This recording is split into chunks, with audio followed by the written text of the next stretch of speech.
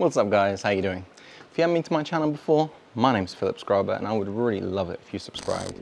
I think we're on 1,700 right now and it's been going so fast.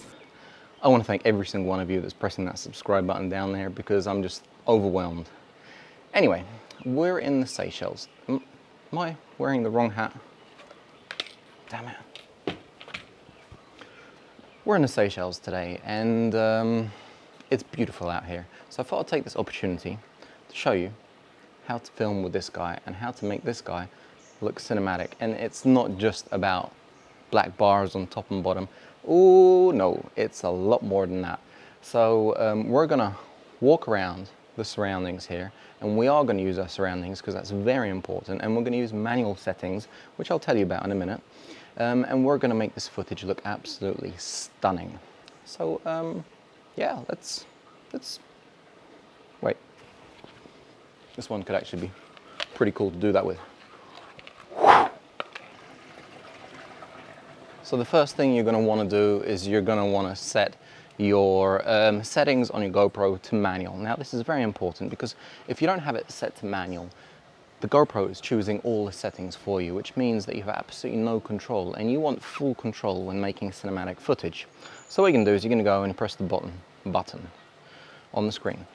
And the first thing you have is 4K over 60. That is what you're going to choose because you're going to have the highest resolution, and 60 frames per second just means that your footage is going to be that little bit smoother in post. Your field of view is only going to be wide, which is fine because in post-production you can crop in to linear. Stabilization, I would keep it on because that just means that all the micro jitters you're just going to bang out with the hyper smooth. And ProTune, turn that on because all the options will become available. So the first one is shutter. Now this is a little bit, it's an iffy situation because I'm guessing a lot of you don't have ND filters, and the sun and the clouds here are crazy. It's like sunny cloudy, slunny cloudy. So I'm in a situation where I've set it to 1/960, which would probably look very jittery if I would be doing a lot of action. But as I'm not and we're just doing smooth movements, it'll be fine. Next thing you want to do is your white balance. Oh yeah, about shutter. Remember the 180 rule. If you want it to look really professional, you do have ND filters, set it to shutter speed of 120 because you're doubling your 60 frames per second kind of, you know, the 180 rule. So white balance, make sure you have it set to 5500, which is daylight. So it won't be an auto, otherwise it'll be going orange, blue, and it'll be fluctuating like crazy. ISO min and max, make sure it's at 100. If it goes over 100, it's going to get very noisy, very grainy. It's going to look very, very horrible. Sharpness low because these guys over sharpen like crazy. And your color profile should be flat so that in post-production you'll have as much information in the image as possible to change what you want to. And that's about it. So what I'm going to do is I'm going to start, for example, right here.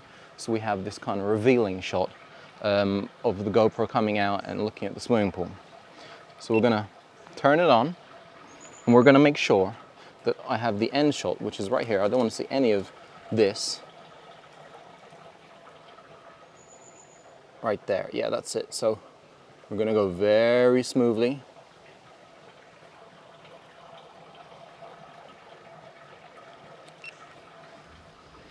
And that is about it. So I knew that standing here would be bad because I would not get my end shot like I wanted. If I stood here, I would not get my beginning shot how I wanted. I found a position where I can smoothly move between both shots, which is very important. It's one of the things that I remember from film school. Always find a position where you can very comfortably start your beginning shot and end your end shot. Otherwise, it's not going to be smooth either at the beginning or the end. You want the whole thing to look smooth. Let's go to the next position. Right, so our next shot, I wanted a kind of reveal. So we're going up and revealing this beautiful entrance into the villa. By the way, Rode, this complimentary fluff, it keeps on falling off, just FYI. So we're going to start nice and low, go up, maybe tilt a little bit down as we go up. So let's try this.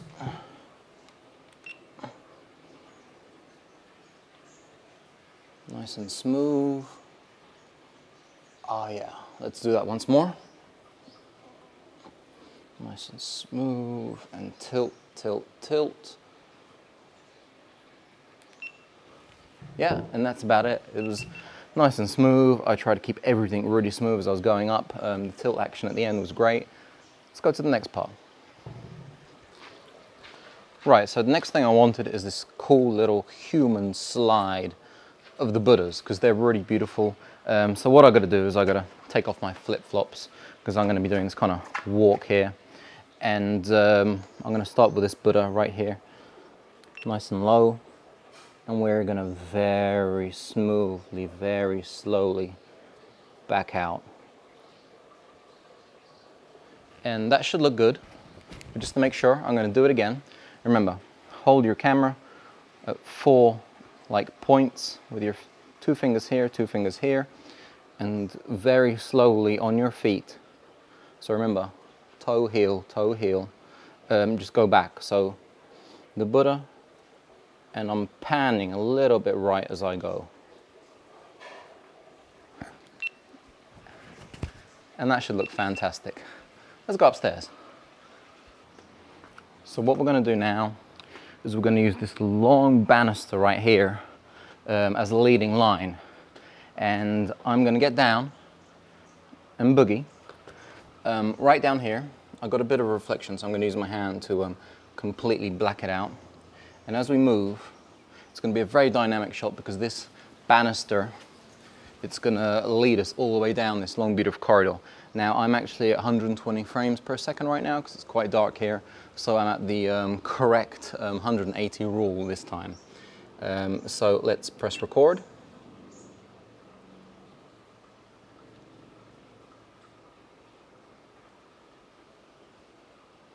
Okay, once more. Get rid of the reflections with my hand, and out we go.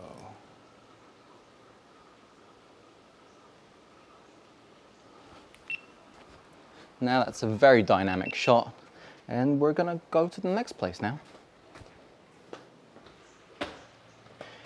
Now you guys might not be able to see it, but there is a beautiful area downstairs where you can sit and read. So we're gonna try and go up and tilt down onto it. So it's gonna be another kind of reveal shot. And I am using one hand, which is quite difficult, especially to keep smooth.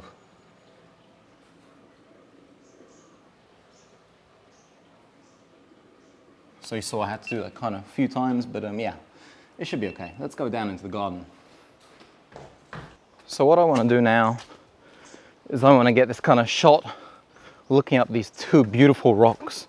And I want it to be this kind of starting low and going up. So I'm kind of starting, looking up, and then I'm tilting. So it's quite a difficult shot.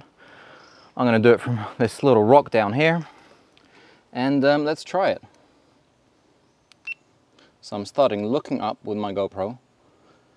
And as I move up, I tilt down. I think I nailed that in 1. We're going to get one more shot of the garden up there, and we are done. Right, for the last shot of the cinematic sequence with the GoPro, I want to be in the jacuzzi here, and I want the elephant in the middle of the frame, and I'm going to kind of jib shot it down and finish underwater. So I'm just going to give it a second for the water to become a little bit more still. So in the meantime, I'll tell you about the Seychelles. It's a wonderful place. Constant sun, except for now, it's clouded over a little bit. There is nothing you have to be afraid of. The only thing that can really hurt you is the centipede, because there are big spiders, but they won't bite you. But the centipede is a nasty little sucker, and if it bites you, you're in a bit of trouble. And they like being up in these kind of moss-grown trees. So if you see one, you're meant to stamp it out. Okay, the water's a bit more still. We're on 120 frames at the moment per second, because it's a little bit darker. And let's try this out. Now get into a position that you know you can start with and finish with, and down we go. In the middle of the frame, and hold it. And that's that. I think that was perfect.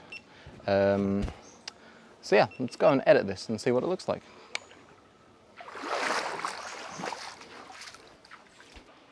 Right, so editing this is incredibly simple. The GoPro footage already has hyper smooth, so it's pretty smooth anyway. I was filming it in 60 frames per second, so it's a little bit slower and smoother. And I was using my magic feet and magic hands to get it extra smooth. So it's pretty smooth as it is. It didn't need much stabilization, though every one of these shots has warp stabilizer with detailed analysis, just so it's a little bit smoother. And as you can see in front of me, this is the actual whole sequence that I filmed. And it looks pretty great. If I take off the adjustments, you can see it's a completely different image. Now, I'm gonna take the original image here, say we take the stairs, and we pull it down. This is gonna be really, really simple. So you can see how warped this is. It's ridiculous. So if we create an adjustment layer, we're gonna create 3 adjustment layers. The first one, we're going to call GoPro Fix. The second one, we're going to call Bars. And the third one, we're going to call GoPro CC. Right, so the first one, we're going to drag over the top, make sure it's the length of the frame, and this is GoPro Fix. So you're going to go into editing, and you're going to type in lens. Get rid of DJI, Hero 4. We were using wide, so we can take this one and we can pull it on top. And that will fix the distortion and make it look more linear. Now we're going to go back into assembly and we're going to take bars. We're going to put over the top. And in fact, we're going to put CC over the top as well, so we're going to have to come back into assembly. And let's go back into editing and we're going to clip on bars. And what we're going to do now is crop. And we're going to pull crop over onto bars. And what we're going to do is the top 12%, the bottom 12%. So now we've created black bars on the top and the bottom, making it look cinematic. Now if we go into GoPro CC, go up to the top, select color. And what we're going to do is we're going to make this image a little bit lighter. Pump up the contrast to about 50. Pull down those highlights a little bit. Get the shadows up because it's a little bit too much. Now the blacks are almost hitting 0, we don't want that. The whites are right there at the top. There's not much we can do about that, but it doesn't look too bad. And the saturation I think will go up to about 130. So now that is the image. That's already looking great. The last thing I would do actually is type in warp and grab our warp stabilizer, pull it over the top, go down into advanced and press detailed analysis. And that will analyze it and make it extra super smooth.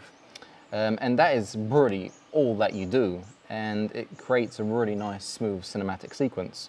So if you guys have any questions at all about any of this, one thing I did forget is the sound. As you can hear, the swimming pool is quite loud.